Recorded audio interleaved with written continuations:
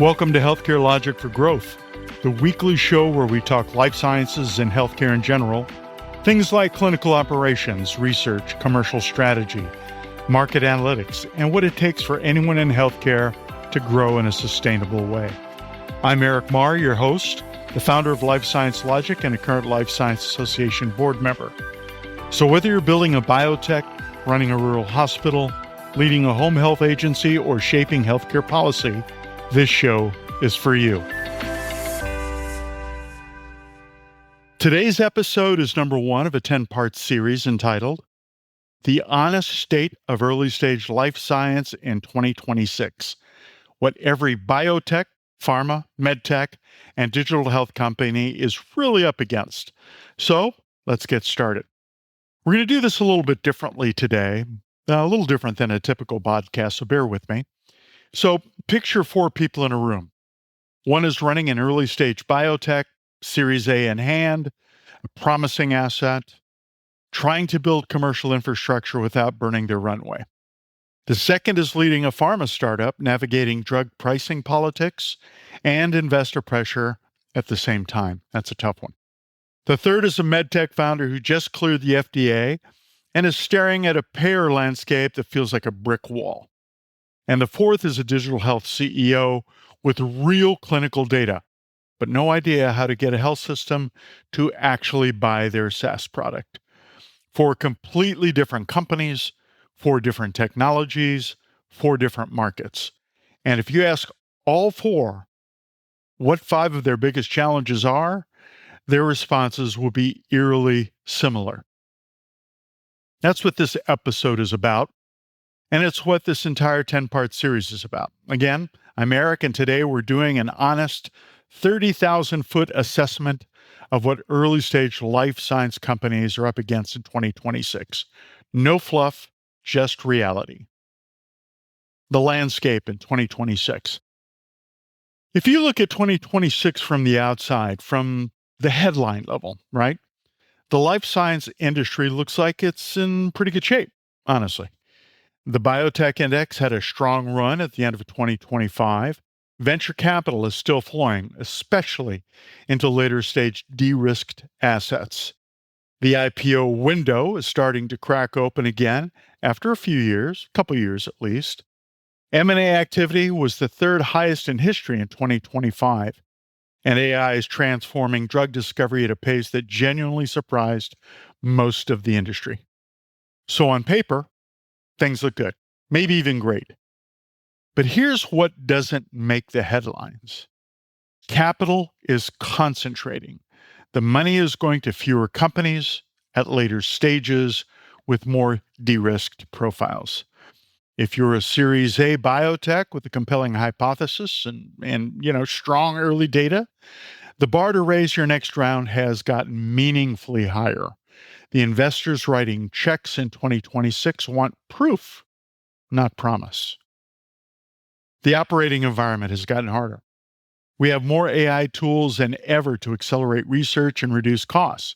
And yet the regulatory, reimbursement, and commercial infrastructure that a product must navigate to reach patients hasn't gotten simpler. If anything, it feels more complex.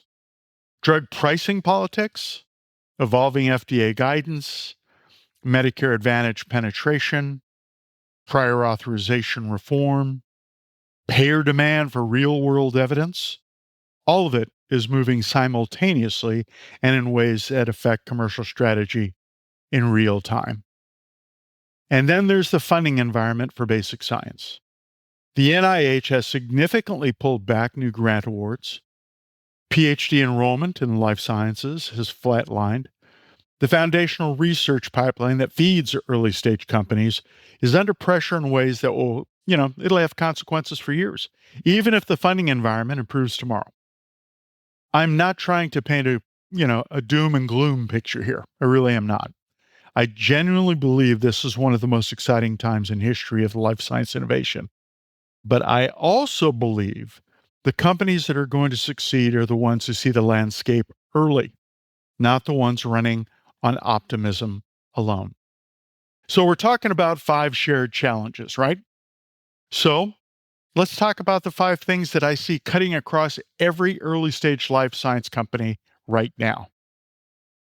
Obviously, these aren't the only challenges, not by a long shot, but they are the ones that seem to show up in conversations I have with founders and commercial leaders on a consistent basis. Number one, the commercial strategy gap. One of the most common and costly mistakes I see is treating commercial strategy as something that happens after the science is done. For example, a company raises a Series A, science is looking good, everyone is heads down on the clinical program. Someone mentions commercial strategy, and the answer is, we'll get to it when we're closer to launch. And then the launch arrives, and the commercial foundation isn't there. No clear value narrative, no payer strategy, no real understanding of the market dynamics.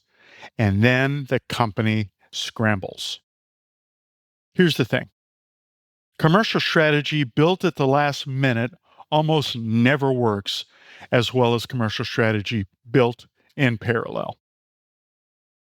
Okay, think about that.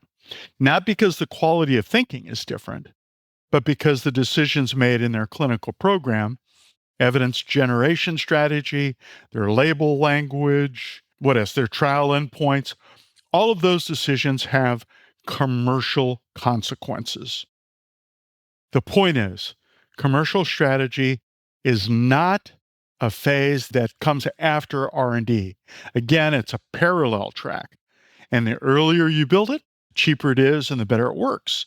Plus, and this is a big plus, it's dynamic and receptive to change if needed. All right, so that's number one. Number two, capital efficiency under pressure. Investors in 2026 are asking commercial questions earlier and with more complexity.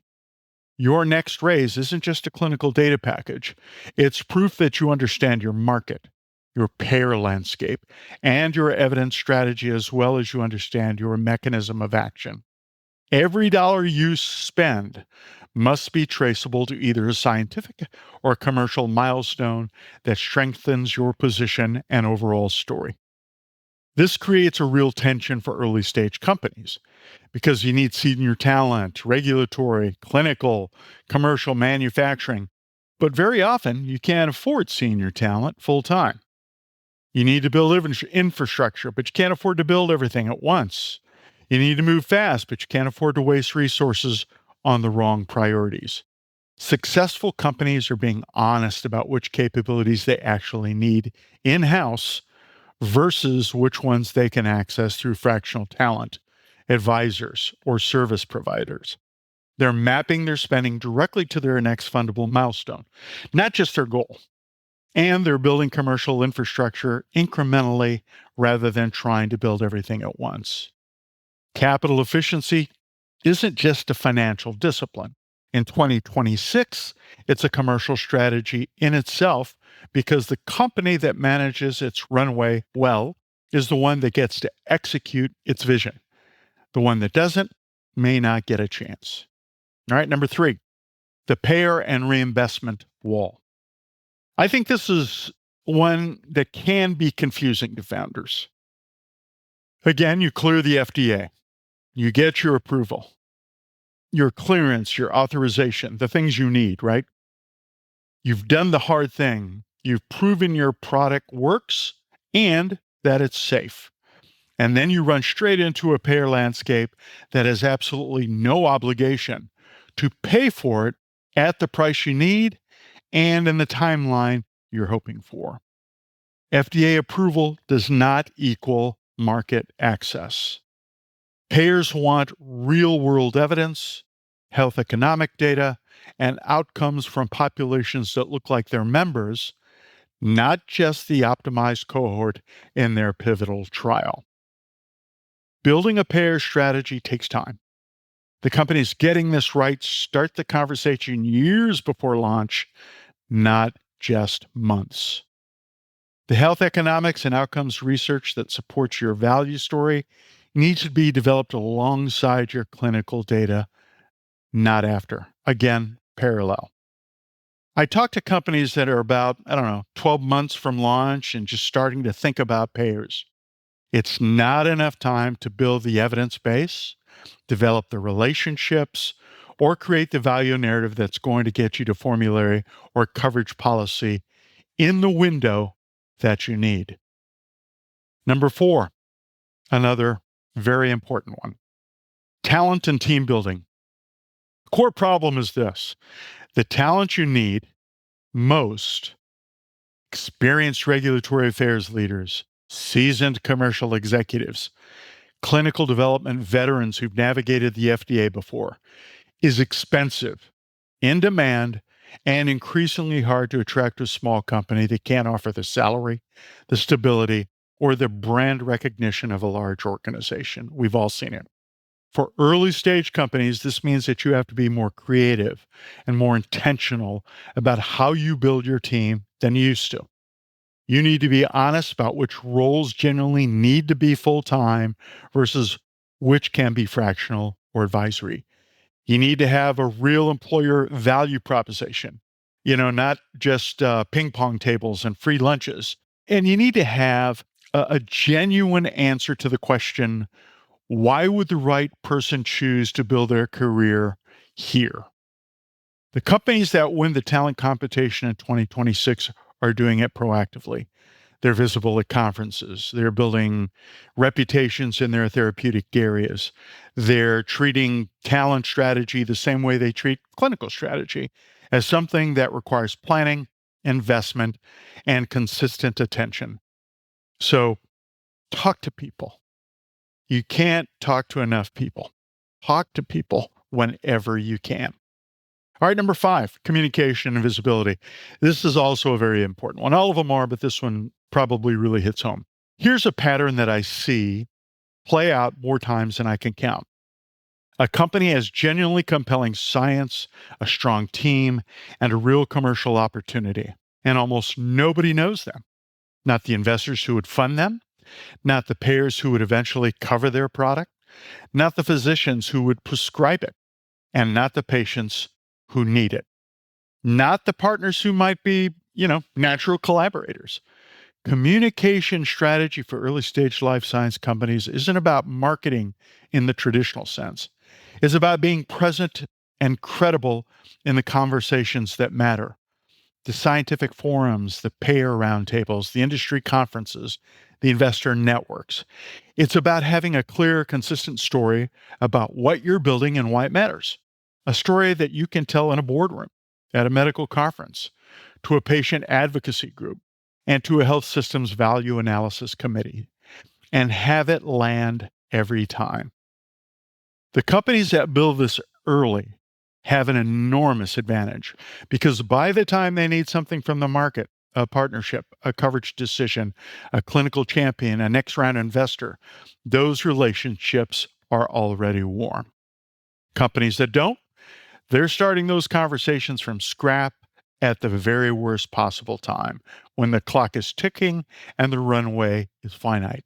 So again, talk to people whenever you can.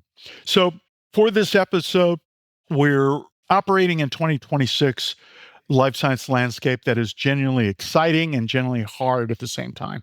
And across every type of early stage company in this space, 5 challenges, keep showing up, right? The things we just talked about. The commercial strategy gap: build commercial thinking in parallel with R&D, not after it. Capital efficiency under pressure: every dollar must connect to the next fundable milestone. The payer wall: approval doesn't equal access. Payer strategy takes longer than most companies allow. Talent pool is tightening. Win it proactively or lose it by default. Communication and visibility: if the right people don't know you, nothing else matters. So one of the things that we're trying to do here is provide a go-forward strategy for each episode so that you have actions you can take. So what's your GFS? Number 1, run a commercial readiness check this week. Pull up your current stage gate or milestone map. Next to each clinical or regulatory milestone, write down the corresponding commercial question it should be answering. Even if you can't write one, that's your gap. That's what you need to address. Number 2, map your next 18 months of capital needs against commercial milestones. Every dollar you spend should be traceable to either a scientific or commercial milestone that strengthens your next raise. If you have line items that don't connect to either, that's your first place to find efficiency. Number 3, have the payer conversation earlier than feels comfortable. If you haven't had a conversation with at least one payer, medical director, or pharmacy director about your product, your indication, and your evidence strategy, schedule that meeting now. You don't need to have all the answers. You need to know their questions. Number 4, audit your visibility and the conversations that matter. Go to 3 or 5 conferences or forums where your most important stakeholders, investors, payers, KOLs, potential partners are showing up. Is your company present and credible in those spaces? If not, that's a commercial gap disguised as a marketing problem. And lastly, identify your one biggest commercial blind spot. Based on everything we talked about today, commercial strategy, capital efficiency, payer readiness, talent visibility, which one is the area where your company is most exposed right now? Name it, write it down, and then bring it to your next leadership meeting as a strategic priority, not just a to-do item. Thanks for spending time with me today on Healthcare Logic for Growth. If this episode brought you value, share it with someone in your network who's navigating their own commercial journey. I think they'll appreciate it. And if you have a healthcare-related topic you want me to tackle, leave me a note at eric@lifesciencelogic.com. Thanks again. I hope you'll join me on the next episode.